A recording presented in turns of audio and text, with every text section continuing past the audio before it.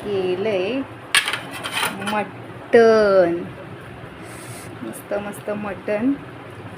तरी कशी आली बघा बघा बघा, तरी बघा झणझणीत मटण झालेलं आहे. या सातारी स्टाईल केले मटण, कारण मी सातारची आहे ना. तसंच तिथे केले मी सुक्का मटण.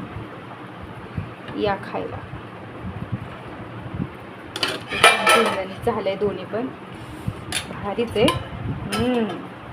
त्यासोबतच हा गरम गरम भाकऱ्या, ज्वारीच्या भाकरीची साईज बघा केवढी मोठी आहे.